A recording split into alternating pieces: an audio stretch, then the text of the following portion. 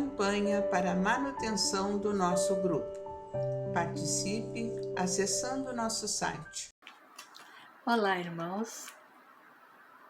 Aqui estamos em mais uma oportunidade de estarmos juntos e fazermos algumas reflexões do Evangelho de Jesus.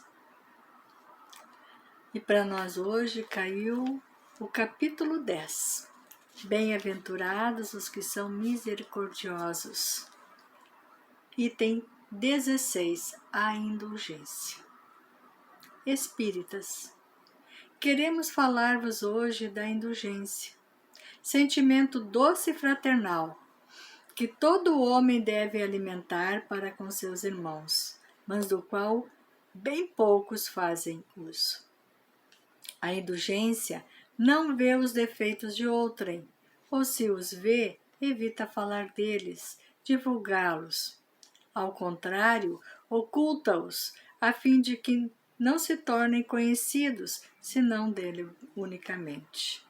E se a malevolência os descobre, tem sempre pronta uma escusa para eles, escusa plausível, séria, não das que com aparência de atenuar a falta, mas a evidenciam com pérfida intenção.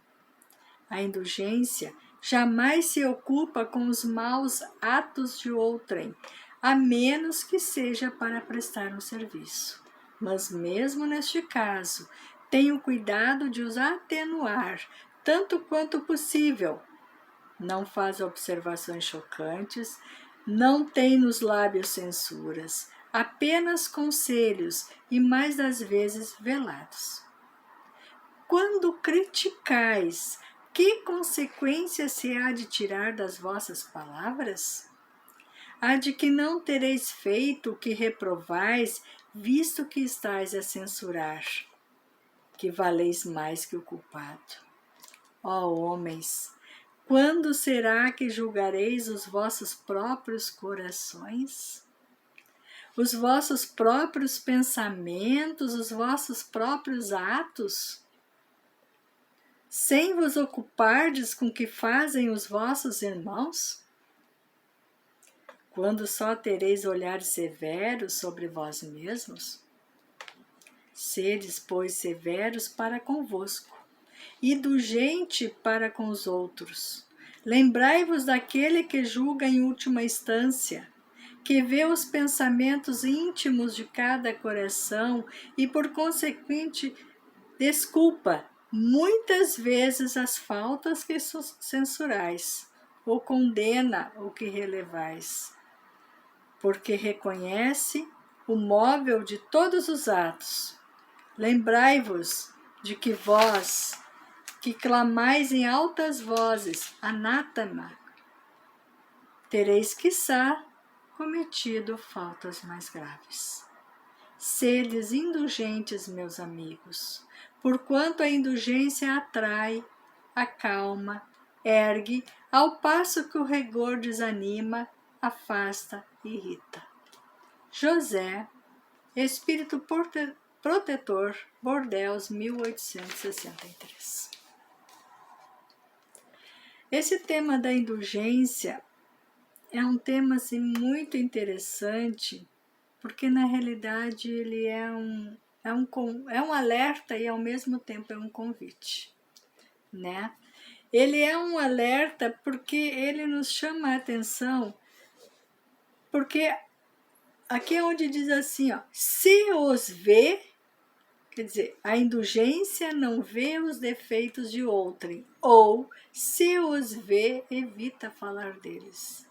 Se eu vejo os defeitos do outro, né, eu devo procurar dentro de mim mesma analisar se esses mesmos defeitos eu não tenho dentro de mim. E se eles e se eu não acho, se eu acho que eu não tenho, por que eles me incomodam, né? Por que eu estou vendo dentro no outro alguma coisa que está justamente me irritando, me tirando do sério? Porque aqui quando pergunta, quando criticais, Que consequência se há de tirar das vossas palavras? Essa consequência, aqui é onde mais embaixo também já diz assim, ó, nós pensarmos, se eu censuro alguém, tá? É porque eu acho que eu não faço. E se eu acho que eu não faço, eu estou me julgando melhor que o outro. E nós sabemos que todos nós somos iguais a Deus. E se nós estamos aqui neste momento, se nós estamos nesse planeta, é porque todos nós temos algo a aprender. Todos nós temos pontos para evoluir. Algumas coisas eu já passei, outras tenho, assim como outras pessoas já superaram aquilo que eu ainda estou batendo, mas todos nós temos. E também que consequência, daí eu digo, se eu não faço e eu já fiz, eu posso estar me envergonhando daquilo e daí eu quero afastar aquela possibilidade de eu repetir esse mesmo erro na outra pessoa, então eu critico. Eu critico muito, mas na realidade eu não estou criticando o outro. Eu estou reprovando a mim mesma. Eu estou tentando abafar o medo de refazer esse mesmo erro, de mesmo caminho. E outras vezes, tá? Eu critico o outro porque eu gostaria de fazer e não faço, por medo, por vergonha, né? Ou talvez preocupada com o que os outros vão falar se eu agir daquela maneira. Então, este alerta que nos é feito é justamente aquele convite para nós olharmos para dentro de nós mesmos e sempre nos lembrarmos que o outro é meu espelho. Se aquilo que me incomoda no outro também está dentro de mim. E quando eu vejo, eu analiso essa parte, eu começo a verificar que o outro é igual a mim. Se eu tenho, o outro tem. Por isso que quando diz assim, ó, se não vê os defeitos, porque se os vê, ele simplesmente releva, porque todos nós somos, né?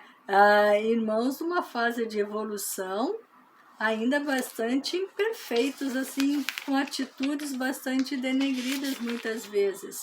E no próprio Evangelho aqui, se nós folhearmos um pouquinho, lá no item 19 e 20, tá? Vem falar justamente ser permitido repreender os outros e notar as imperfeições de outro e divulgar o mal de outrem. Mas aqui também fala que tudo depende da intenção. Né? Porque aqui quando pergunta, quando criticais, que consequência? Por que eu estou fazendo isso? Por que eu estou dando tanta ênfase em criticar alguém e chamar a atenção de alguém, se por acaso aquilo é para me supervalorizar? Ou se eu tenho realmente a intenção de ajudar? Mas se eu tenho a intenção de ajudar, o próprio Evangelho já nos ensina. Chama a pessoa à parte, em particular. Conversa com ela. Porque aqui diz assim, ó, não tem censuras e apenas dá conselhos e as mais das vezes velados. Porque também nós devemos verificar se a pessoa quer conselho. Se a pessoa quer ser ajudada. Normalmente ela não quer. E se ela não quer, nós devemos respeitar. Porque Deus nos respeita. Jesus nos dá o tempo que nós necessitamos. E muitas vezes nós mesmos, né, cometemos vários erros. Pedimos perdão e vamos lá e cometemos de novo. E Deus espera o nosso tempo até que a gente se dá conta e vai atrás. E começa realmente a questionar o porquê. Por que eu faço isso? Qual é a minha real intenção? Porque uma coisa é nós fazermos aquilo que a sociedade acha que é certo. Nós fazemos para agradar os outros. Nós fazemos porque tem que ser feito. A outra coisa é quando nós fazemos porque nós queremos fazer. É quando nós já temos a consciência do que realmente é certo ou errado. E esse é o convite. Esse é o convite justamente para nós, porque aqui quando diz assim, se depois severos para convosco, não é ser severo na base de usar aqueles chicotes que nem o pessoal se autoflagela, mas simples buscar a trabalhar os nossos próprios defeitos, né? É justamente não mascarar e não esconder, principalmente de nós mesmos, porque o auto-engano é muito comum em nós. Nós achamos que já conseguimos, nós já achamos que já somos melhores e muitas vezes não. Então aqui quando diz assim, não vê os defeitos ou se os vê, evita falar deles, vamos evitar, mas vamos nos analisar. Por que nós vemos aquele defeito? Por que aquele defeito nos chama atenção? E não simplesmente descarregar no outro as nossas frustrações, os nossos medos, os nossos receios. Esse é o convite de Jesus. O Evangelho é feito para cada um de nós e não para nós aplicarmos em cima do outro. Se nós conseguirmos, no nosso dia a dia, olhar para dentro de nós, e nos tornarmos aos poucos mais conscientes daquilo que realmente nós temos ainda que melhorar, nós já teremos dado um passo bastante grande. Porque a consciência é a primeira etapa de um processo de transformação.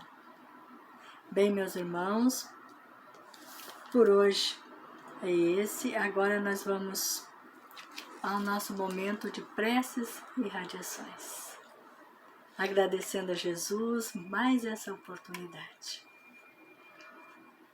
Irmãos, vamos unir nossas almas confiantes para dedicar os nossos pensamentos e sentimentos fraternos para quem precisa, quem está carente de saúde e de paz. Convidamos todos os irmãos a manterem seus corações e pensamentos vibrando nas preces que faremos a Deus a partir deste momento, em favor daqueles que endereçarmos nossas vibrações. Preces para os enfermos. Neste momento, abrimos uma corrente de vibrações em benefício de nossos irmãos enfermos, que se encontram em nossas casas, hospitais, casas de caridade e demais locais onde se acham passando por dolorosas provações.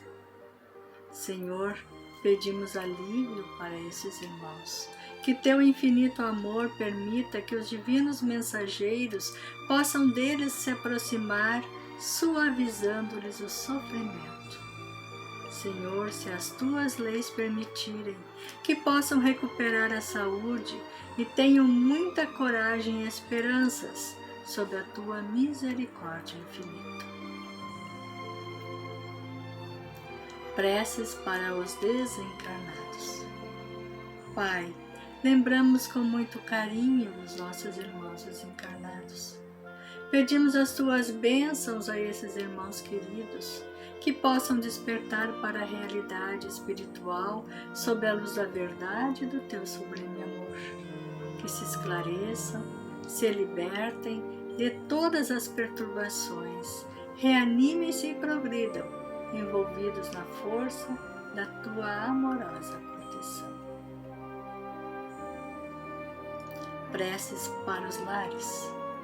Pai, precisamos que o teu amor ilumine os nossos lares, afastando as trevas da incompreensão, dos vícios, do sofrimento, das perturbações espirituais.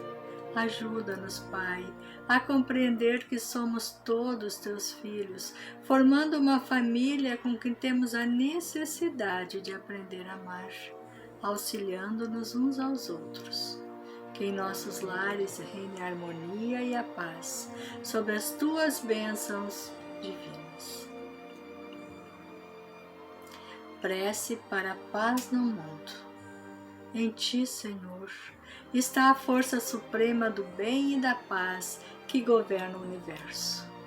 Abençoa os dirigentes de todas as nações, especialmente os do nosso país, que saibam governar bem sob a tua proteção, no sentido da ordem e da fraternidade universal. Prece de encerramento. Graças, Senhor, por esses momentos felizes e pela assistência amorosa dos bons espíritos. Abençoa-nos e seja feita a tua vontade e despede-nos na tua paz. Assim seja. Campanha para a manutenção do nosso grupo. Participe acessando nosso site